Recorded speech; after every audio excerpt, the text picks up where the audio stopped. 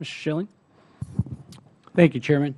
I guess being a small business owner and actually currently still having my family run the small business, I've got to disagree with the statements about regulations aren't affecting our businesses, because I truly believe they are.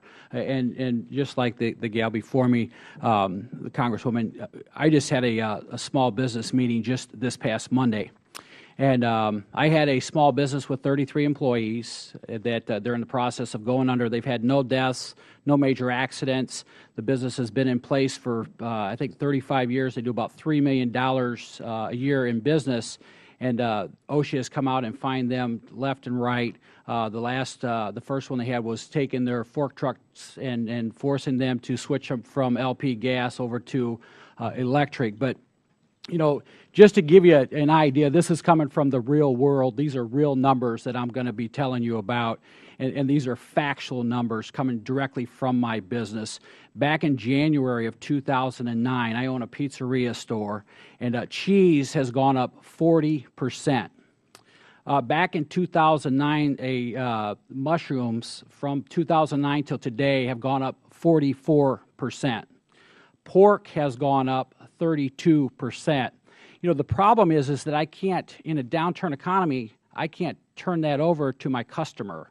And yet we have gas prices that are sitting at $3.50 to $4 per gallon, yet we won't allow for the Keystone Pipeline to be brought into the United States of America. We're going to send that over to China. But I guess the thing that I wanted to get at is with the Affordable Health Care Act, some call it Obamacare, call it what you will, but you indicated that a lot of the customers, folks out there, have less than 50 employees, and they really don't need to worry about being forced upon the plan. But my concern is the fact that the people with 53 to 60 to 62, the people that I've talked to have said, look, you know what, we're just over the threshold. Guess what they're going to do? They're letting people go. They're going to get under the part that's going to force them to be on the plan. So I think that we've got to take all that into consideration. When we talk about the jobs created under the administration, the fact of the matter is, under the administration, we've actually lost 1.6 million jobs since this administration has taken over. It's if you have a dollar and you lose all of it, and then you find a dime, well, you've got a 10% increase in what you had. So that we've got to be really real. And I was happy to see that you, Mr. Jacob, that you were talking about the people that have quit looking for work, because that's important, because we're closer to 20%. We can all point fingers back here and there, but I think something else that we've got to do is we've got a bunch of bills that are bipartisan bills that are sitting over in the Senate right now, and what we've got to do is all of us take our Democrat and Republican, we're here as U.S. members of Congress, and what we've got to do is we've got to come for some solutions for the American people. And I hate to go on a rant, but this is, when I'm hearing some of this stuff being right in what I call the final 3 feet of the business, and I hear people over here telling us that regulations aren't adversely affecting small businesses in the United States of America, I cannot disagree with that more than anyone. And another thing we talked about a little bit is the fact that we have access to capital.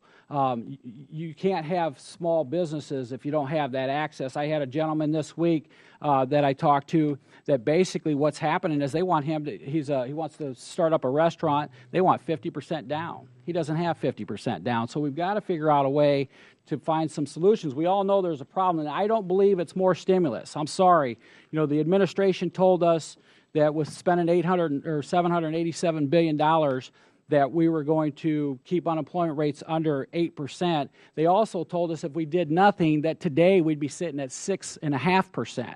So it's not working, and throwing more of my kids' and my grandkids' money to just continue to spend it away, I don't believe. What we've got to do is, what our job is not to spend the taxpayer money. I believe it definitely is to create certainty. and that's to get all the ridiculous regulation. And we all want clean air, clean water, and all that stuff. But what we have to do is, when they're coming out to regulate our farmers, the dust that they're putting up in the air, we've got to say, hey, wait a minute, come on, where are we going with this? But I think the key here is to find solutions to the problems and things that are going to really definitely help to fix the United States of America and keep jobs here, rather than giving incentives for them to move jobs outside of the U.S. So I don't really have a question, but I had to kind of speak my mind on that, and that's coming from a small business perspective. So thank you, and I yield back my time.